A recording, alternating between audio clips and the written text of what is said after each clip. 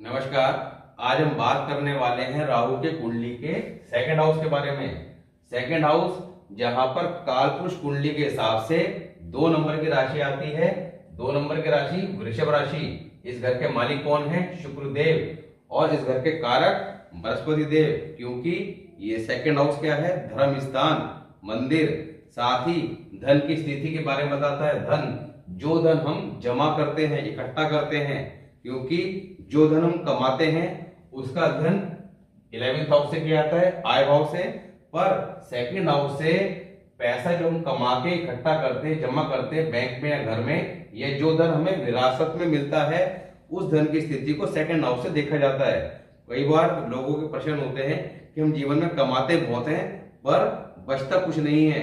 वो ना बचने के पीछे सेकंड हाउस का वीक होना बताता है। अगर कुंडली के अंदर सेकंड हाउस कब वीक होगा? जब उस घर के मालिक और कारक दोनों अशुभ हालात में होंगे, साथ ही उस घर में अगर कोई प्लैनेट बैठा है वो अशुभ स्थिति में होगा।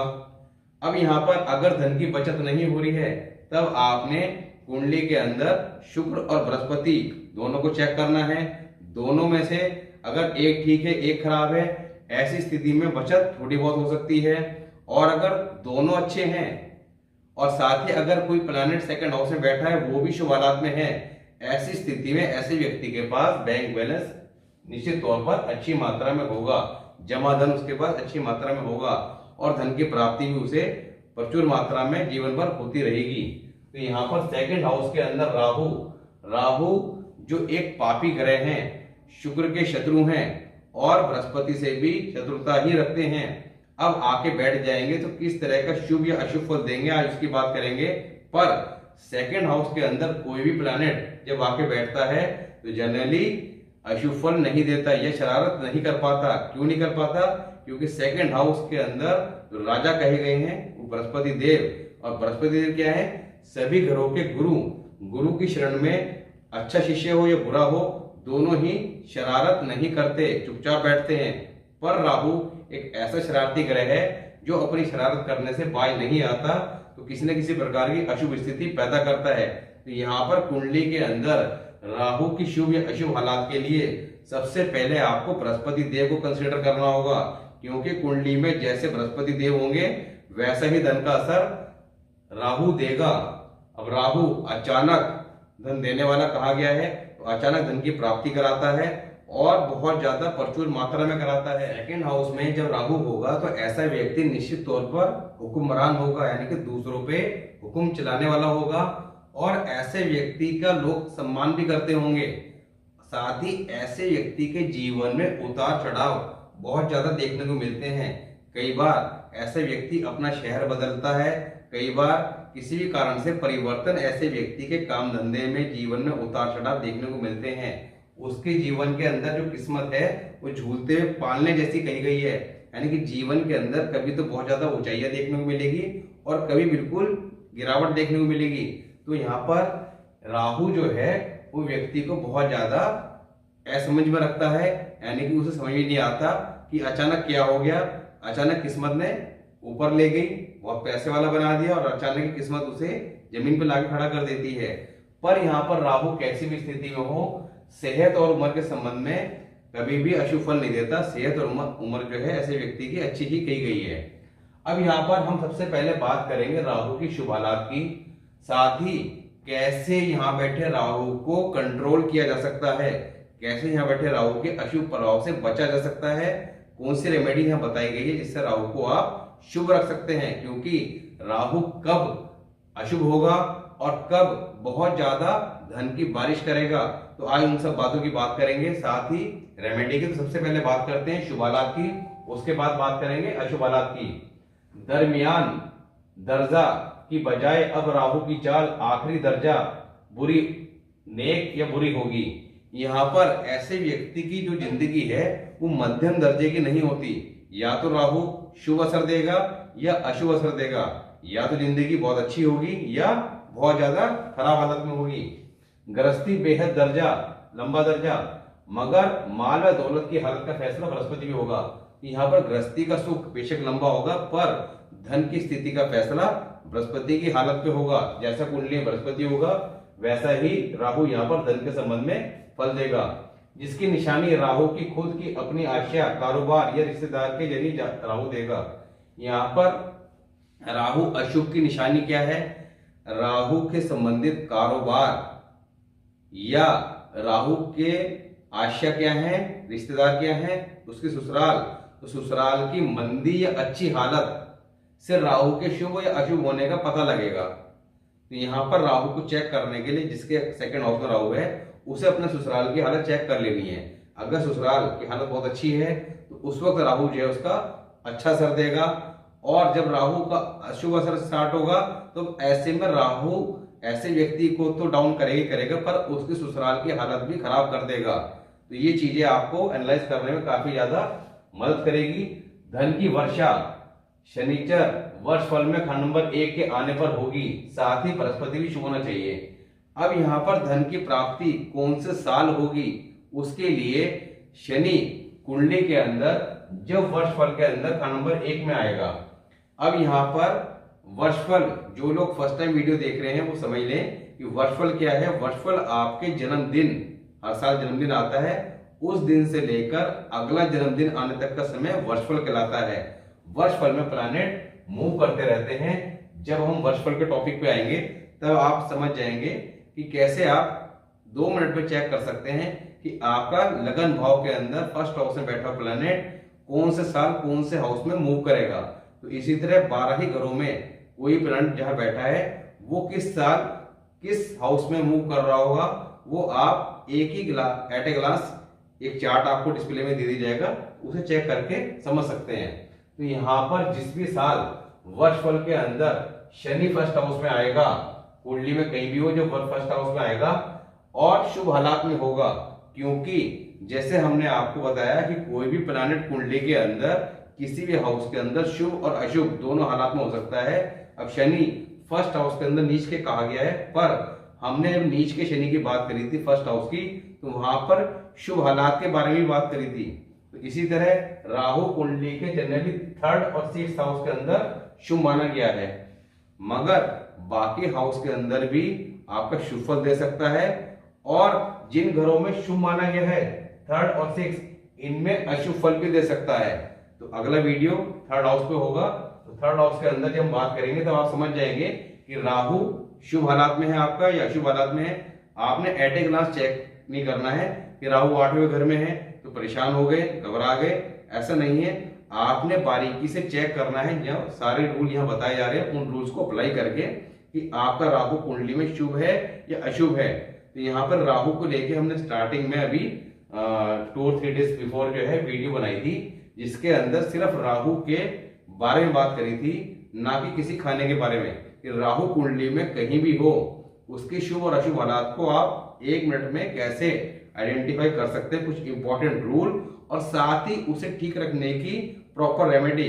क्योंकि जब राहु अशुभ हालात में होगा तो हमने वहां पे उसके लक्षण बताए थे, किस तरह के सिम्टम्स आपको देखने को मिलेंगे।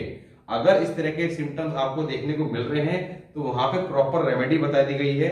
उन रेमेडीज को आप करके अपने राहु को शुभ हालात में कर सकते हैं, उनके अशुभ फलों से बच सकते हैं। तो यहाँ पर शनिचर जब कुंडली के अंदर लगन भाव के अंदर मूव करेगा, उस साल धन की बारिश होगी, यानी कि ऐसे व्यक्ति को उस साल बहुत ज्यादा धन की प्राप्ति होगी। पर कंडीशन ये है कि शनि फर्स्ट जब लगन भाव में मूव करेगा तब वो शुभ हालात में हो, साथ ही कुंडली के अंदर बृहस्पति भी उस साल शुभ हालात में हो। तो बृहस्पति उस साल कुंडली में जिस भी घर में होगा तो उस हाउस के अंदर वो शुभ हालात में हो। तो दोनों कंडीशन अप्लाई होने पर उस वक्त राहु अचानक धन की बारिश करेगा और बहुत ज्यादा धन की प्राप्ति ऐसे व्यक्ति को कराएगा। अगर शनिचर जाति स्वभाव के असूल पर उम्दा या खंड नंबर 1 में शुभ हालात में हो वर्षफल में, तो राहु का धुआं उम्दी बरसाती बादल या नेक जमाने की निशानी होगी। अगर शनि जहरीला हो तब मंदा जमाना की निशानी होगी। अब जैसे कि बात करिए कि शनि फर्स्ट हाउस में मूव करेगा, वहां पे आपने शुभ या अशुभ हालात को चेक कर लेना है। अगर शुभ हालात है तो धन की बारिश होगी, और अगर शनि अशुभ हालात में है तो शनि के ऊपर भी हमने सेपरेट अलग से वीडियो बनाया है और पूरी डिटेल के अंदर जानकारी दी थी कि शनि को आप किस तरह से एनालाइज कर सकते हैं कि वो शुभ है या अशुभ है। तो वहां जाकर आप समझ सकते हैं कि खंड नंबर 1 के अंदर जब शनि आएगा तो शुभ हालात में, अशुभ में। अब अगर अशुभ हालात में है तो बहुत ज्यादा जहरीला असर देगा, खराब वाकयात होंगे, मंदा जमाना कहा गया है, उस साल वो 2 साल जो है बहुत ज्यादा खराब जाने वाला है।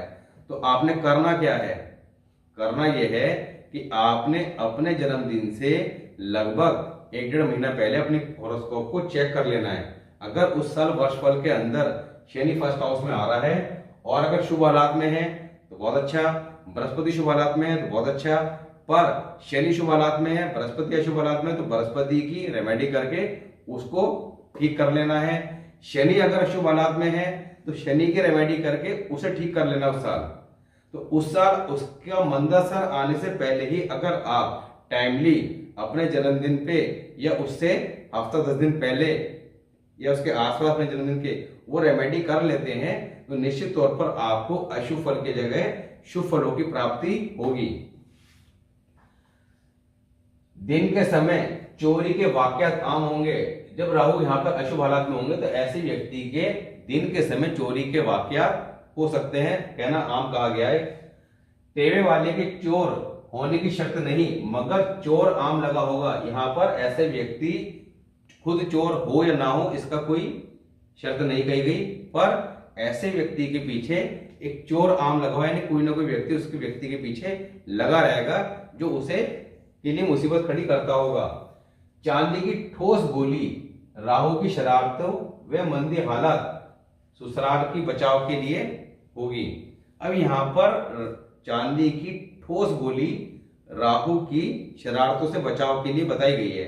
तो जिसके सेकंड हाउस में राहु है उसे चांदी की ठोस गोली अपने पास रखेगा अगर हमेशा जिंदगी में, तो ऐसे में राहु जो है कभी किसी तरह का अशुभ फल नहीं देगा और शरारत नहीं करेगा। शरारत मीन्स ऐसे व्यक्ति की किस्मत झूलते पालने की तरह कही गई है, तो उस डिसबैलेंस वाली स्थिति से बस बचाव हो जाएगा। तो यहाँ पे चंद्रमा का ये उपाय काफी ज्यादा महत्वपूर्ण है। अब बात करते हैं अशुभ हालात की। अशुभ हालात में देखिए, अशुभ हालात कब होंगे, जब कुंडली के अंदर इस घर के कारक बृहस्पति देव अशुभ हालात में होंगे, साथ ही कुंडली के अंदर शनिदेव जब अशुभ हालात में होंगे, और शुक्र के फल को भी चेक करना पड़ेगा क्योंकि इस घर के मालिक कारक दोनों का शुभ होना जरूरी है, साथ ही शनिचर का कुंडली में शुभ होना अत्यंत आवश्यक है। अगर तीनों ही ग्रह खराब हालात में हैं, तब ऐसे में राहु खराब मंदे असर का होगा। जब मंदे असर का होगा तो बहुत ही ज्यादा अशुभ असर देगा। किस तरह का अशुभ असर देगा, राहु मंदी हालात में न सिर्फ टेवे वाले का बल्कि उसके ससुराल में अपने खानदान का धुआं निकाल देगा। जब राहु यहाँ पर अशुभ हालात में होगा तो कुंडली वाले का साथ में उसके ससुराल व अपने खानदान, क्यों, क्योंकि राहु कहाँ बैठा है, सेकंड हाउस में। जब राहु अशुभ हालात में होगा तो सेकंड हाउस के फल को खराब कर देगा, यानी ससुराल के मंदे असर। सेकंड हाउस किसका है, परिवार का। परिवार की स्थिति देखनी हो तो सेकंड हाउस परिवार के शुभ हालात या अशुभ हालात। यहाँ पे परिवार के अंदर आपका बीमारी, जहमत, किसी न किसी प्रकार की खराबियां देखने को मिलेगी। दूसरा घर ससुराल का, उसमें कमी, धन के संबंध में समस्या, और साथ ही हर तरह के मंदे हालात, बहुत ज्यादा खराब स्थिति ये बताई गई है। कब है, जो टेवे वाले की 36 से 42 सालों उम्र में जोर से मंदा असर देता होगा। ये जो मंदे असर है ये आपका कुंडली में ऐसे व्यक्ति जब 36 साल का होगा तब से लेकर 42 साल की उम्र तक इस तरह के अशुभ फल अवश्य देखने को मिलेंगे। आगे, मंदे वाकयात और गबन चोरी से धन हानि आम होगी, यानी कि अशुभ हालात के साथ ही गबन, उसका माल कोई हड़प लेगा, चोरी, इस तरह के वाकयात होना आम बात होगी। कैद, जेल खाना, बेएतबारी, हर तरफ स्याह जमाना होगा। यहाँ पर ऐसे व्यक्ति को जेल यात्रा या पागल खाना जरूर जाना होगा 36 से 42 साल की उम्र में, अगर राहु अशुभ हालात में होगा। अब राहु को, क्योंकि कुंडली के अंदर राहु को समझना बहुत ज्यादा जरूरी है। राहु कुंडली के अंदर आदमी को भ्रमित करके रखता है। ऐसे व्यक्ति की बुद्धि जो है वो आपका भ्रमित रहती है। उसे आप कोई एडवाइस भी देंगे वो करेगा ही नहीं, उसे आप कोई रेमेडी बताएंगे वो करेगा ही नहीं, किसी की बात मानेगा ही नहीं जब राहु अशुभ हालात में होगा स्पेशली। तो ऐसे में व्यक्ति के लिए अगर आपके परिवार में किसी व्यक्ति की कुंडली में ये है तो उसे ये जो रेमेडी है अवश्य करा दे, नहीं तो निश्चित तौर पर आप नोट कर लें कि 36 से 42 साल की उम्र में अशुभ फलों की प्राप्ति अवश्य होगी जो यहाँ बताए गए हैं, जेल खाना, पागल खाना। और जब इस तरह की घटना घट जाएंगी तब ऐसे में, अब यहाँ पर देखिए राहु अगर अशुभ हालात में है, ऐसे में क्या नहीं करना है, एक तो ससुराल से संबंध अच्छे रखने हैं, ससुराल में जाके रहना नहीं है। दूसरा, ससुराल से किसी भी तरह का शनि या राहु के संबंधित चीजें नहीं लेनी है मुफ्त में। मुफ्त में यानी कि शनि की चीजें क्या हैं, बिजली का मशीनरी इत्यादि, लोहे इत्यादि का कोई सामान, और राहु की आपका बिजली का सामान, किसी भी तरह की इलेक्ट्रॉनिक आइटम मुफ्त में नहीं लेनी है, बिल्कुल मना कर देना है। अगर आप लेते हैं तो राहु यहाँ बिगड़ जाएगा और जो हालात बताए गए हैं वो अवश्य देखने को मिलेंगे। उपाय, अब ऐसी हालत में घर के उत्तर पश्चिम कोने में चंद्र की आशा कायम करना। तो आपका जो घर है उसके उत्तर पश्चिम दिशा में आपने चंद्र की आशा क्या है, आपका चावल, चांदी, इन चीजों को रखना एक तो मददगार होगा। साथ ही चांदी की ठोस गोली अपने पास हमेशा रखना, क्योंकि 36 से 42 में जो आपका अशुभ हालात देखने को मिलेंगे उनसे बचाव के लिए, क्योंकि यहाँ पर राहु का जो मंद असर है वो सिर्फ 25 साल की उम्र तक देखने को मिलेगा। सॉरी, अच्छा जो असर है वो 25 साल की उम्र तक देखने को मिलेगा। 25वें साल से 26वें साल से आपको राहु केतु दोनों के मंद असर कहीं ना कहीं देखने को मिलने शुरू हो जाएंगे। तो यहाँ पर अगर आप टाइमली ये चीजें जो यहाँ बताई जा रही है इनको ठीक कर लेते हैं तो इन अशुभ प्रभाव से बचा सकता है, क्योंकि राहु जब शुभ हालात में जाएंगे तो बहुत ज्यादा धन की प्राप्ति कराएंगे। तो यहाँ पर घर के उत्तर पश्चिम कोने में चंद्र की आशा कायम करें, चांदी की ठोस गोली रखें। साथ ही बृहस्पति की आशा, यहाँ पे ऑल्टर दिया गया है कि चंद्र की आशा यानी कि चांदी की ठोस गोली, या मैं कहूंगा कि ठोस गोली भी रखें और बृहस्पति को भी आपका शुभ रखें, क्योंकि बृहस्पति की आशा अपने जिस्म पर कायम रखें, धारण करें। अब केसर या सोना, एक तो आप सोना पहने, सोने की अंगूठी पहने, गले में चेन डाल सकते हैं।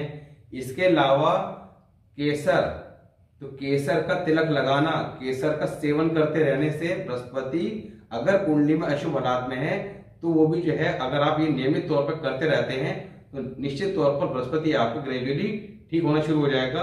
और 2-3 महीने ही ये रेमेडी करने के बाद आपको बृहस्पति के शुभ असर देखने को मिलेंगे। जब बृहस्पति शुभ हो जाएगा तो राहु भी आपका शुभ फल देना शुरू कर देगा। धन के संबंध में ठोस गोली, चंद्रमा जो है वो राहु को कंट्रोल करेगा। तो यहाँ पर ये सब चीजें करते रहने से, रेमेडी करते रहने से राहु के अशुभ फलों से बचा सकता है। अब आगे क्या लिखा है, ऐसा शख्स मुफ्त माल खाते खाते सारी उम्र गुजार दे मगर खैरात करने से परहेज करेगा। ऐसे व्यक्ति को एक आदत होती है कि वो फ्री की चीजें, यानी कि दूसरे फ्री में कुछ मिल जाए, इस तरह का उसका नेचर होता है। मगर किसी को कुछ देना पड़ जाए तो उसे बड़ा जोर पड़ता है। 25 साल की उम्र तक केतु का असर शुभ होगा। अब ये बात क्यों कही गई है, देखिए जब कुंडली के अंदर राहु सेकंड हाउस में होगा तो केतु कहाँ होगा, 8वें घर में। 8वें घर के अंदर केतु को बहुत ज्यादा अशुभ कहा गया है। जब नेक्स्ट टॉपिक केतु का स्टार्ट होगा तब हम केतु के बारे में बहुत ज्यादा डिटेल में बात करेंगे। पर 8वें घर में केतु को जनरली अशुभ माना गया है। अब 8वें घर में जब केतु होगा, ऐसे में केतु का अशुभ असर, क्योंकि यहाँ पर बात आती है जब व्यक्ति का सब कुछ ठीक चल रहा होता है तो उसे अगर आप इस तरह की जानकारी देंगे कि आपका ये खराब होगा, ये होगा, तो कहेगा ये सब बेकार की बातें हैं, कुछ नहीं रखा है। पर जब चीजें साथ में घटती हैं तब ऐसे व्यक्ति को उन चीजों का एहसास होता है कि हाँ ये चीज ठीक बताई गई थी, और फिर रेमेडी करने से उतना लाभ नहीं होता, क्योंकि जो घटना घटनी थी वो घट गई। अगर आपने टाइमली कोई चीजें कर ली तो ठीक है, अदरवाइज बाद में करते हैं तो उतना ज्यादा लाभ नहीं होता। तो यहाँ पर केतु का जो आपका अशुभ असर है वो 26 साल की उम्र से राहु केतु दोनों के मंद से शुरू होंगे। माया दौलत के मंदे भूचाल को चंद्र रोकेगा। यहाँ पर माया दौलत यानी कि धन के संबंध में बहुत ज्यादा अशुभ हालात देखने को मिलेंगे जब राहु अशुभ हालात में होगा, क्योंकि सेकंड हाउस जब खराब होगा तो सेकंड हाउस किसका है, धन का।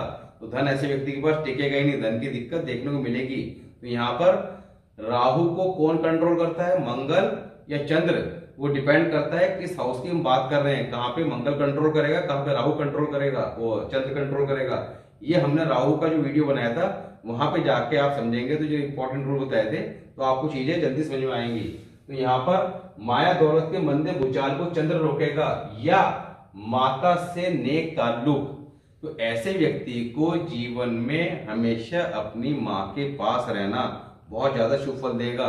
माता से अच्छे संबंध बनाए रखना बहुत ज्यादा शुभ फल देगा। यहाँ पर माता से किसी प्रकार का भी वाद विवाद नहीं करना, उनकी सेवा करनी है। और साथ ही माता तुल्य अन्य औरतें जो हैं, वृद्ध औरतें, उनके आशीर्वाद लेते रहने से चंद्रमा कुंडली में शुभ रहेगा। और चंद्रमा शुभ रहेगा तो राहु कंट्रोल रहेगा।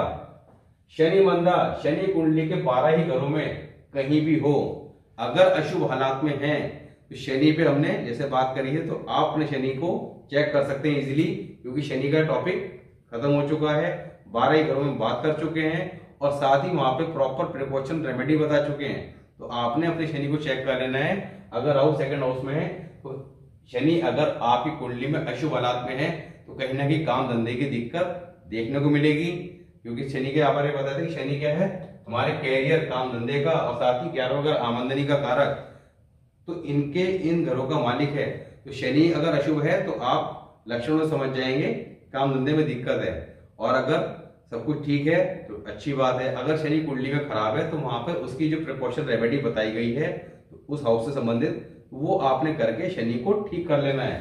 तो शनि अगर मंदा होगा तब किस्मत की हालत मंदे जहरीले धुएं जैसी होगी, यानी कि बहुत ज्यादा संघर्षमय जीवन ऐसे व्यक्ति का होगा।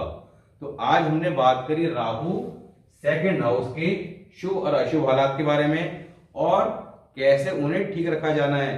बृहस्पति को ठीक करना है, शनि को ठीक करना है, और चंद्र से उसे कंट्रोल करना है। साथ ही आपका क्या प्रिकॉशन बताई गई है, यानी कि ससुराल से किसी भी तरह का इलेक्ट्रॉनिक आइटम और शनि संबंधित सामान नहीं लेना है।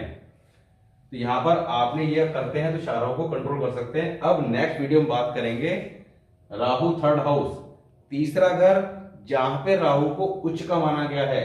और राहु जब उच्च के होंगे तो कहा गया है कि जब राहु तारे तो उसे कौन मारे। तो राहु जब कुंडली के अंदर शुभ हालात में होता है, ऐसे में कुंडली में कितने ही घरे अशुभ हालात में क्यों ना हो, पर राहु ऐसे व्यक्ति की मदद पूरी जिंदगी करता रहता है, बहुत ज्यादा अच्छे फल देता है अगर राहु शुभ हालात में हो, क्योंकि सबसे ज्यादा अच्छा घर है। क्योंकि राहु क्या करेगा, आपको बिना मेहनत की अचानक धन की प्राप्ति कराएगा। बाकी ग्रह करेंगे ग्रेजुअली, ये कराएगा अचानक ही करोड़पति से करोड़पति। तो तीसरा घर किसका है, मंगल का, और साथ ही बुध का, क्योंकि यहाँ पर 3 नंबर की राशि आती है। तो तीसरे घर में राहु जहां उच्च के गए हैं वहां किस तरह का शुभ प्रभाव देंगे, और किस कंडीशन में अशुभ प्रभाव भी दे सकते हैं, और सबसे बड़ी बात है कैसे उन्हें ठीक रखा जाना है। तो इसकी बात करेंगे। तो मिलते हैं नेक्स्ट वीडियो में, तब तक के लिए नमस्कार।